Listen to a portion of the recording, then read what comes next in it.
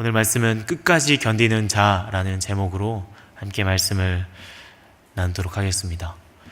2019년 새 한 해를 시작하면서 이 예배 자리로 나오신 모든 분들을 진심으로 축복하고 환영합니다.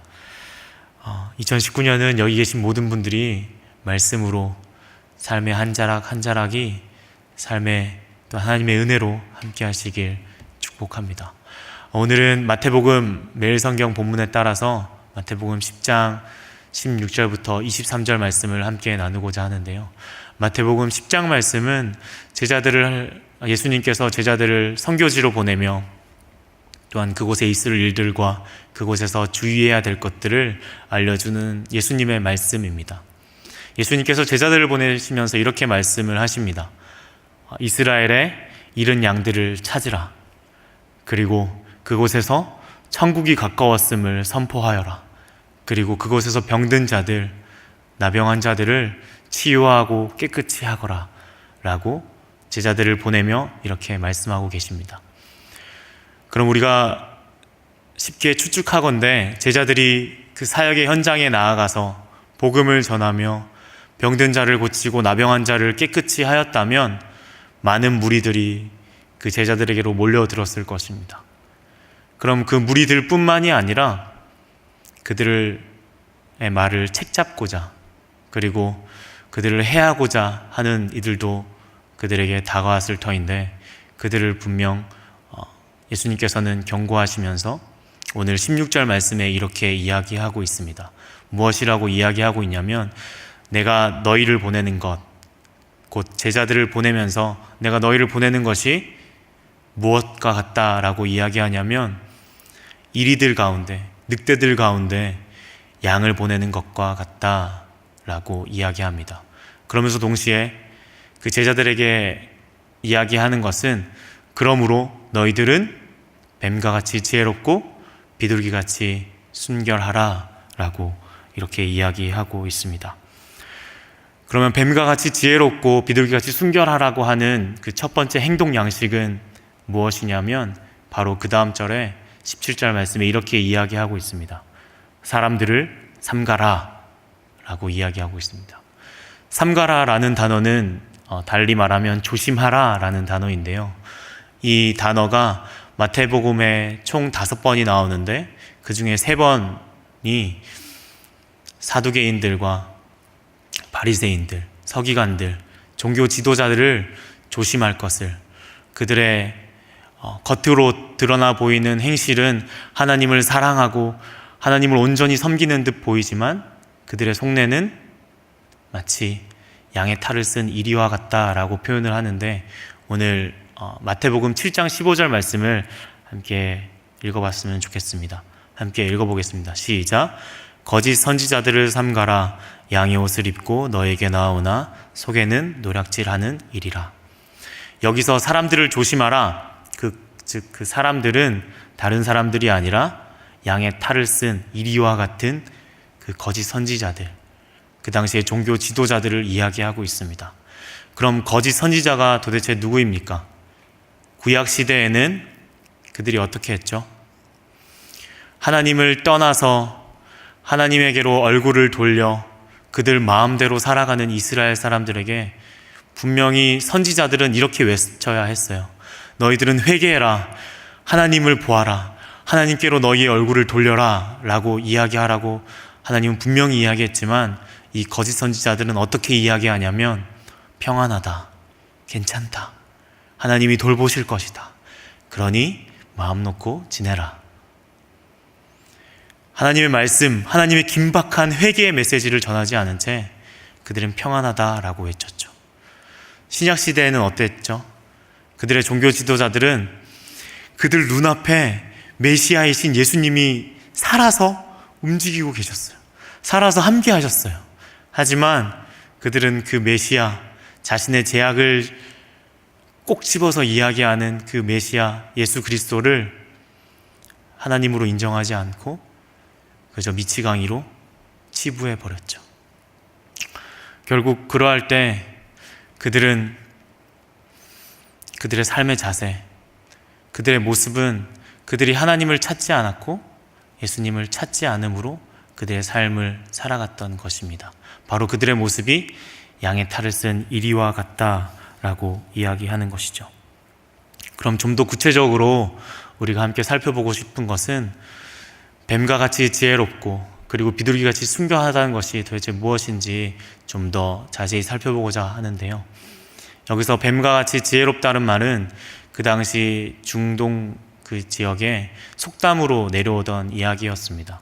결국 이 뱀과 같이 지혜롭다, 지혜로워라 라고 하는 이 속담의 뜻은 무엇이냐면 모든 상황 가운데 신중하게 판단하고 분별을 잘 하라는 것이죠.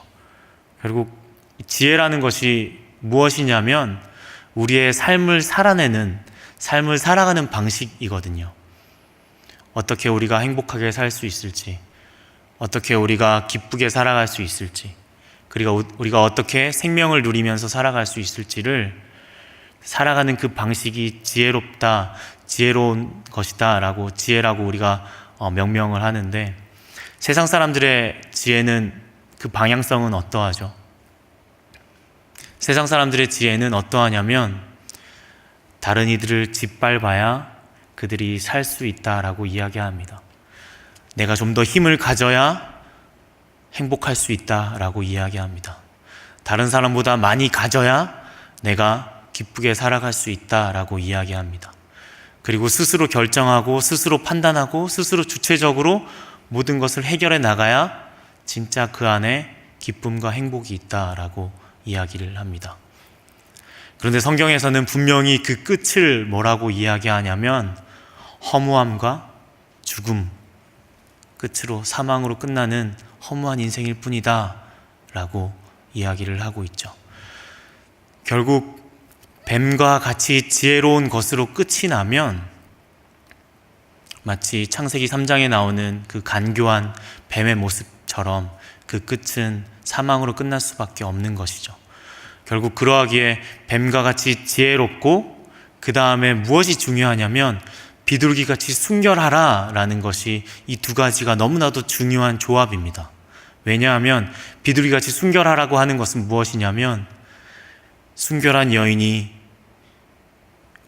오직 한 남자만을 바라듯이 순결한 성도가, 거룩한 성도가 오직 하나님만을 찾고 하나님만을 바라고 하나님만을 사랑할 때 그 삶의 방식이 신중하여 분별하게 무언가를 판단하면서 살아갈 때 그 삶은 정말 진정으로 생명을 향할 수 있거든요. 내 힘으로 살아가는 삶의 방식이 아니라 전능하신 하나님의 힘을 빌려 내가 살아가고 내 모든 결정을 내 판단과 내 의로 하는 것이 아니라 이 모든 역사의 주관자이신 하나님의 판단과 결정대로 내가 살아갈 때 그 끝은, 그리고 내가 가진 것들을 내가 좀 더 가져야 내가 행복한 것이 아니라 그것들을 나누는 인생을 내가 살아갈 때 진정으로 행복과 기쁨과 생명이 있음을 이 성경은 이야기해주고 있습니다. 그래서 성경은 계속해서 뱀과 같이 지혜로우라, 그리고 비둘기같이 순결하라 라고 이야기하고 있는 것이죠. 그 첫 번째로 사람들을 삼가라, 양의 탈을 쓴 이리와 같은 그 거짓 선지자들을 삼가고 조심하여라 라고 이야기하고 있습니다. 그럼 지금 이 시대에 와서 거짓 선지자는 누구입니까? 누가 종교 지도자들입니까? 첫 번째 책임은 저에게, 그리고 저와 같은 목사들에게 분명히 그 책임이 있을 것입니다.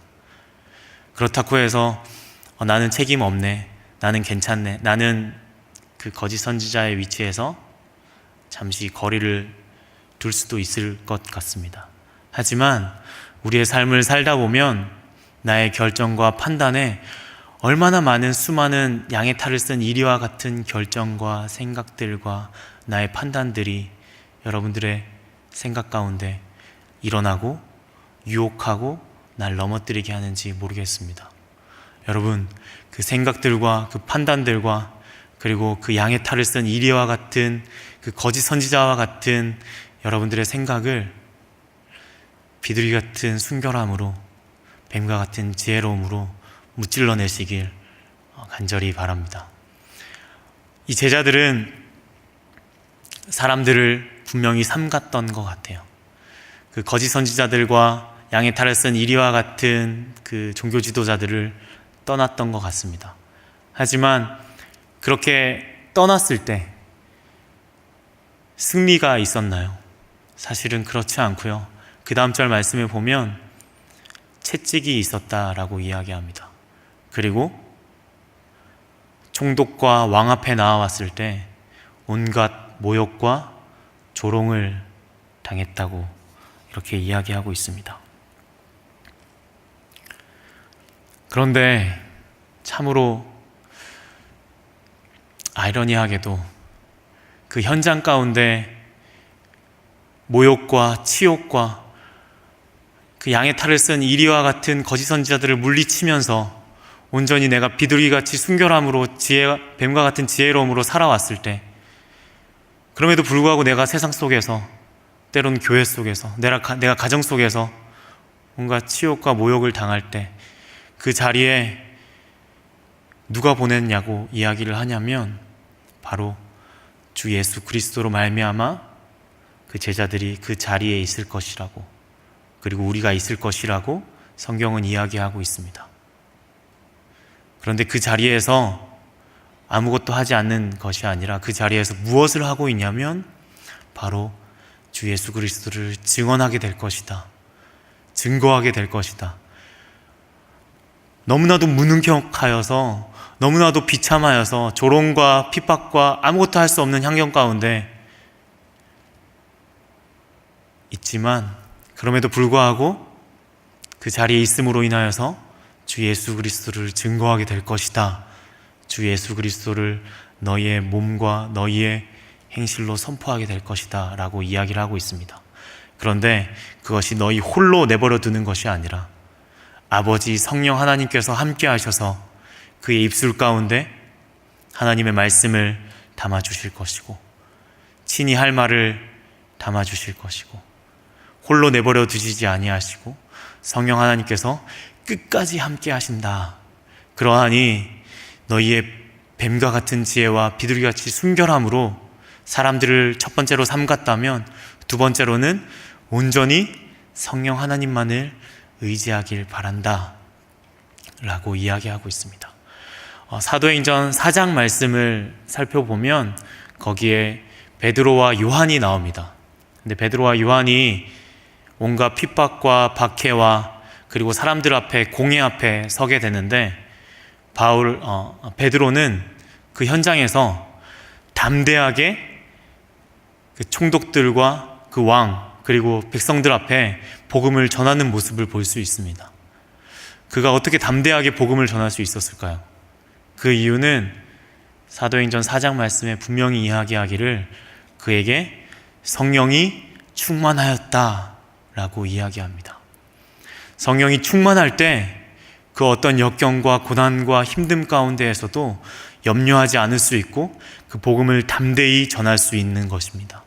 그리고 담대히 복음으로 살아갈 수 있는 것입니다. 저는 한때 심한 우울증을 앓았습니다.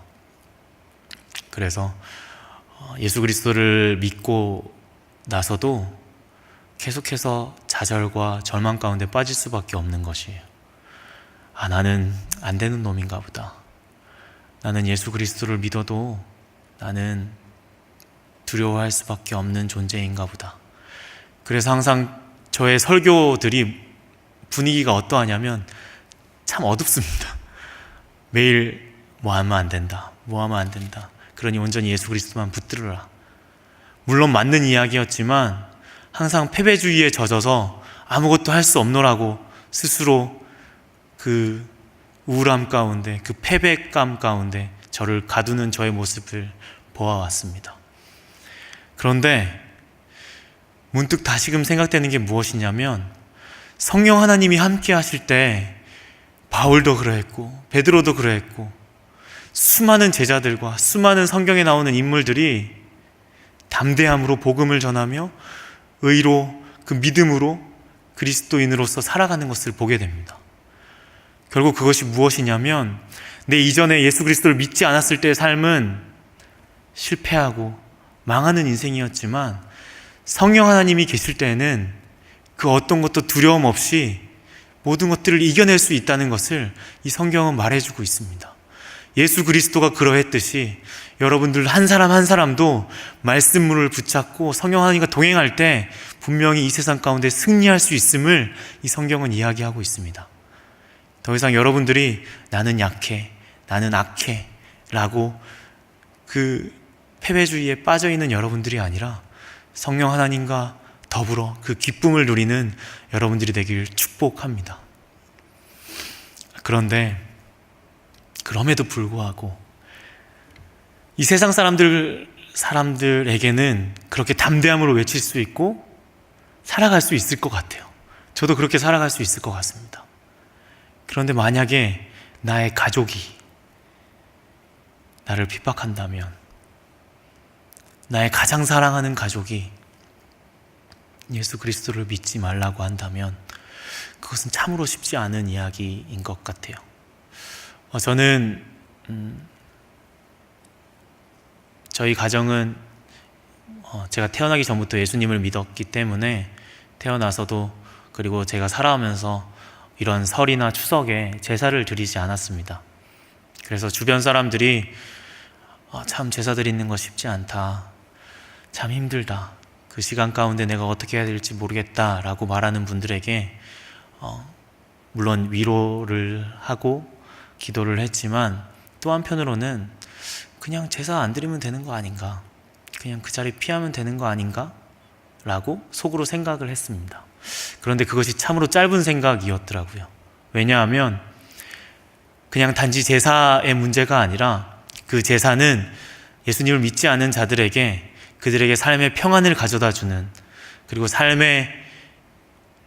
그들의 삶을 유지할 수 있도록 해주는 정말 중요한 삶의 끈이라는 것을 최근에서야 깨달았습니다. 그러니까 제사를 그만두는다는 것은 그들의 삶의 평안과 삶의 위로와 삶의 행복을 놓아버리는 것과 같다는 것을 알게 되었습니다. 그들의 삶을 모두 부정하는 것이 된다는 것을 알게 되었죠. 물론 제사뿐만이 아니라 그것이 돈이 될 수도 있고, 권력이 될 수도 있고, 사람이 될 수도 있고, 때로는 대학이 될 수도 있습니다.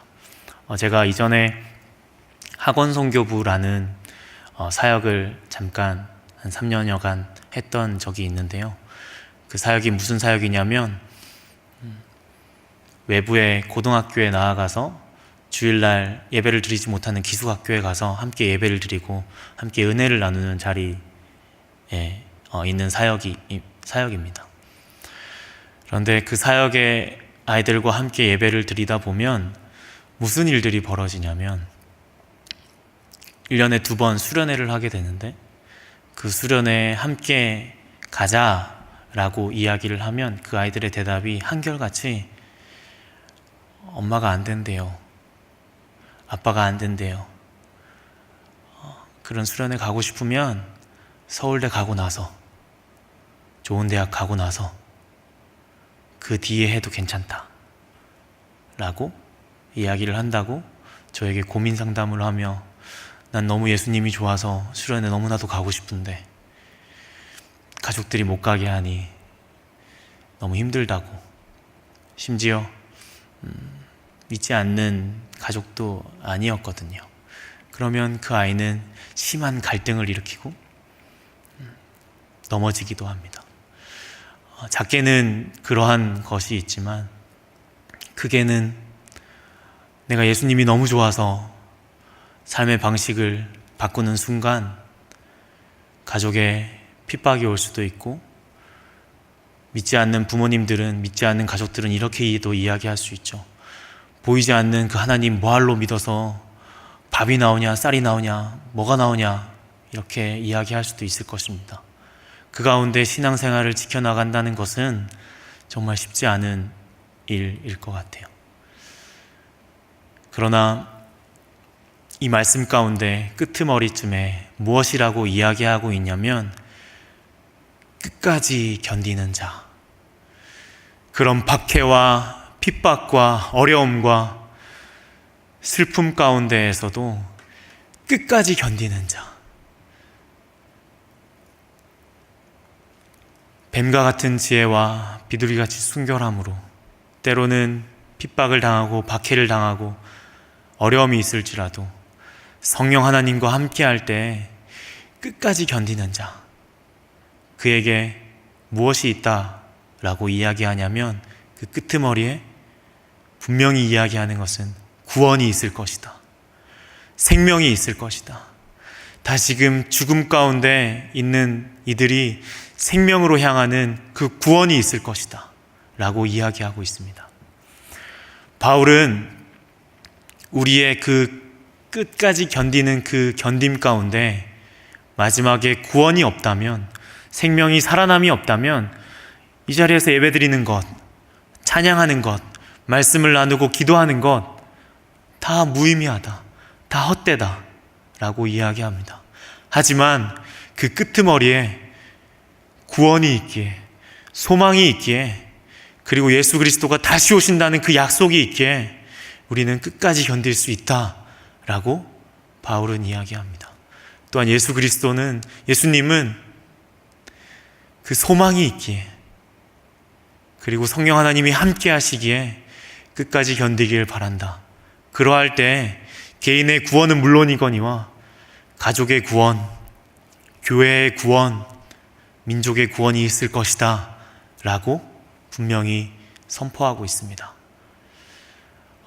다시금 새해를 시작하며 그리고 이 문을 나서는 모든 성도분들 한 분 한 분에게 하나님께서 주시는 그 힘과 능력과 지혜와 순결함으로 예수 그리스도로 인해서 끝까지 견디는 지혜와 힘이 있기를 축복합니다.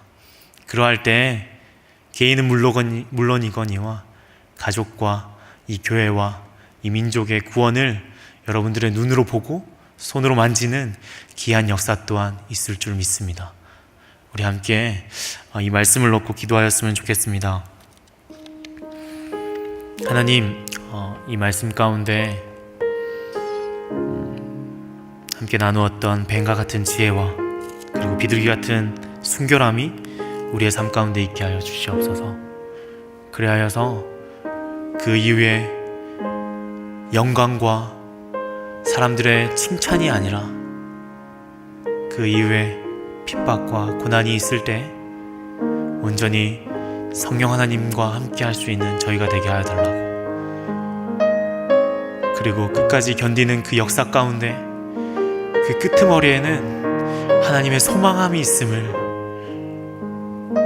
그 구원이 있음을 온전히 기대하며 소망하며 나아갈 수 있는 우리의 삶이 되게 하여 달라고 그 기도 제목을 놓고, 그리고 각자의 개인의 기도 제목을 놓고 함께 기도한 이후에 이 문을 나서도록 하겠습니다.